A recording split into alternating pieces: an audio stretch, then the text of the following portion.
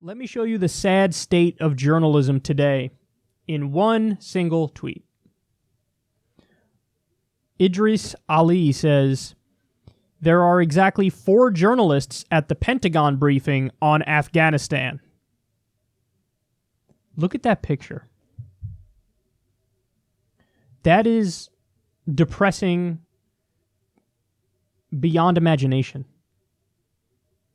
So, if you have a story that involves Kanye West, if you have a story that involves Jordan Peterson, if you have a story that's on any sensationalist hot button issue, so much press is generated around it, so much excitement is generated around it, and, you know, I've seen stories that dominate the news cycle for a couple days. But when you have a story on what should be the most important issue, look at that. 4 journalists sitting there listening to an update on what's happening in Afghanistan. Guys, this is not normal. This is not okay.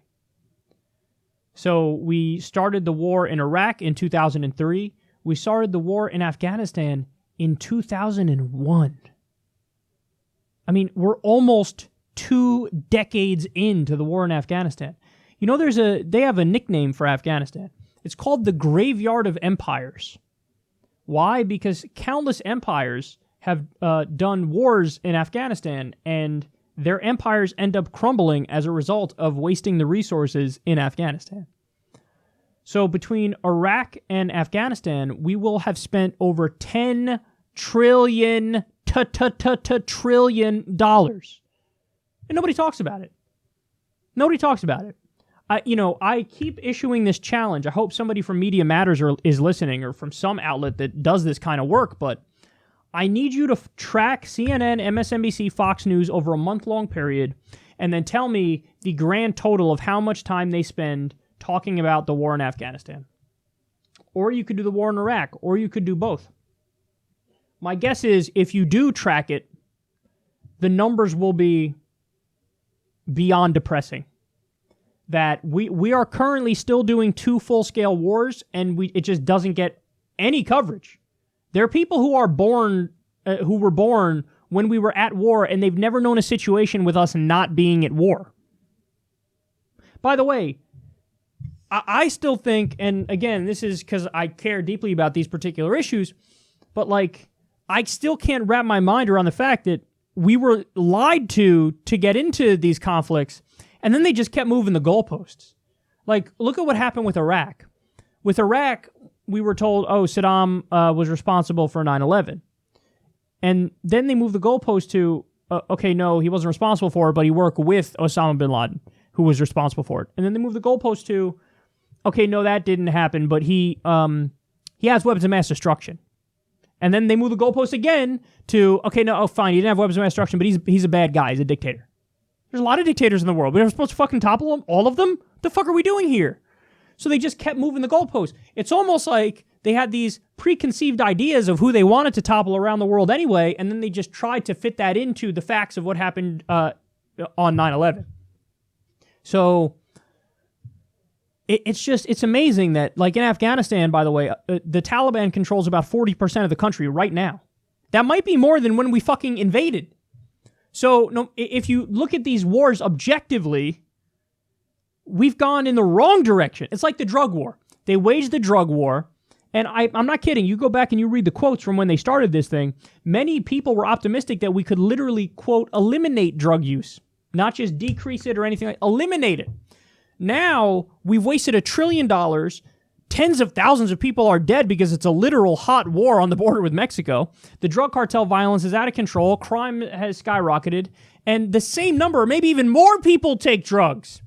So if you objectively measure this, it failed. Your idea failed. You did a war on terror. Now there are more terrorists. That's just a basic logical deduction. Hey, what I did didn't work. I wanted to eliminate the terrorism. Now there's more terrorists. So and nobody fucking talks about it. And now we don't even have journalists going to the briefings on fucking Afghanistan. And you wonder why, YouTube outlets are now doing better. New media outlets are now doing better. And we're honestly, in many instances, more trusted than mainstream media. Because all they're doing is looking for that next Trump soundbite that they can do a fucking 2-day outrage fest over. Just a little Trump soundbite, something he says, and oh my God, look at this tweet. Blah. But it's like, dude, you want to attack this guy? I agree, we should attack him. He's a menace and he's a danger to the country and the world. Maybe talk about the fact that he's bombing 8 countries right this fucking second. Talk about the fact that we're still doing 2 full-scale wars and they added another one in Syria. Talk about this stuff. We don't talk about this stuff. I honestly think if you go and poll the American people, many people will not even know we're at war because they don't talk about it on fucking TV. They don't talk about it in the press. The media is supposed to cover this stuff. You have Americans fighting and dying, and we don't talk about it. Remember, there was a story recently. A U.S. soldier got killed in, where was it, Nigeria? Was it Nigeria? It was some place like that. And instead of the media going, what the fuck are we doing in Nigeria? What are we doing? We don't have a declaration of war for there. What the fuck are we doing? What did they do?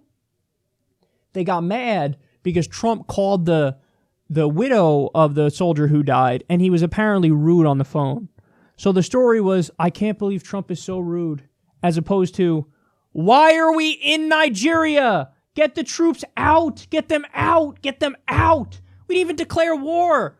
Are you just invading random countries and not even fucking telling the people who are paying for this shit? I can't, man. It drives me crazy. I feel like I'm in the Twilight Zone and I'm the last sane person on earth. When I look around, I see all these wars. And look at this. The media is not even covering it. The media is not even covering these wars. By the way, Alex Jones, where are you? You were Mr. I'm against war back in the day. Now I don't hear you say fucking anything. Now your daddy, your authoritarian leader, Donald Trump, is leading these wars and you got nothing to say about it. You got nothing to say about it. I'm fucking sick of this. Where's the left? Where's the left? We need a strong anti-war movement. We have to fight back against this stuff. In every imaginable way, this is destructive.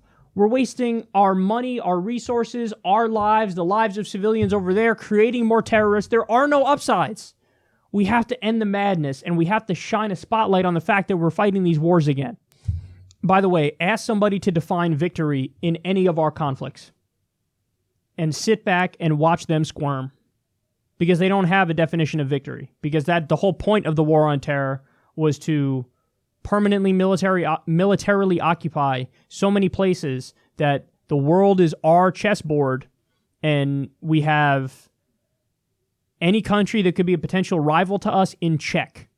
That was one of the main points of this. Money, power, natural resources, regional and world domination. That's what's really behind this.